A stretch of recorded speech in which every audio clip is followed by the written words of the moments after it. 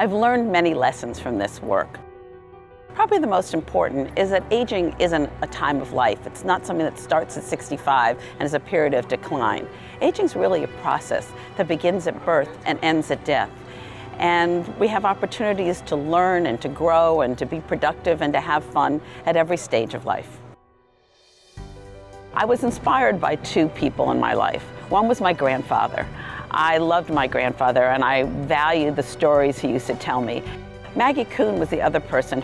Maggie was national convener of the Gray Panthers. She always told me to dream and scheme.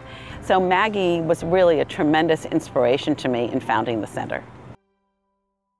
We live in an age-segregated society. Our young people go to school together with their age peers. Our older people often are isolated in their senior housing. Communities suffer when generations don't come together to help each other, when they don't have a mutual web of support. I think that my generation doesn't communicate enough, give enough respect to elders, and there is so much that we can learn from them. When I started the center 32 years ago, I never would have thought that I needed to use some of the programs that I created, such as the respite care program. But now my dad, who's blind and has Alzheimer's, needs some extra support.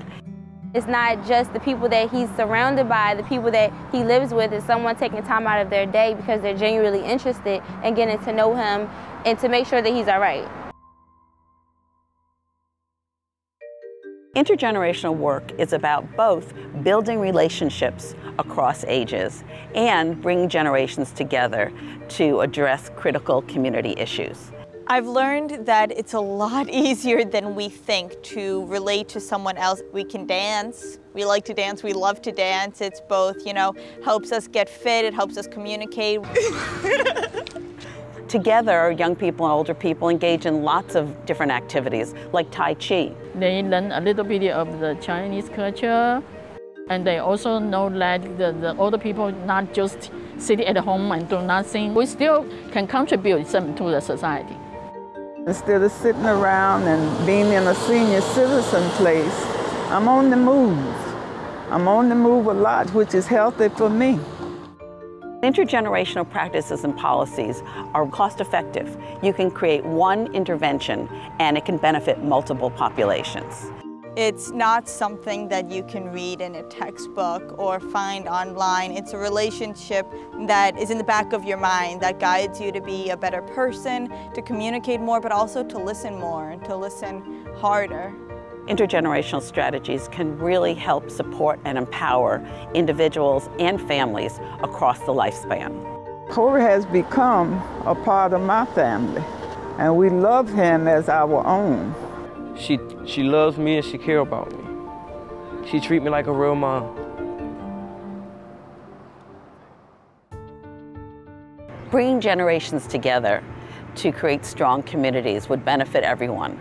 Organizations could move out of their silos and start sharing resources. Residents of all ages would be able to count on each other, depend on each other. They'd be able to really think about being interdependent, not just dependent. It's been 11 years now, and I'm proud of those 11 years because I think I've seen some progress made in Corey's life. Miss Queen have showed me everything. She showed me how to say my name when I was a baby. She showed me how to tie my shoe. She showed me how to ride a sub. If it wasn't for Miss Queen, I would have been locked up right now. In a world where we could communicate across all generational lines, all cultural lines, I see more understanding, more love, better communication, more respect for each other.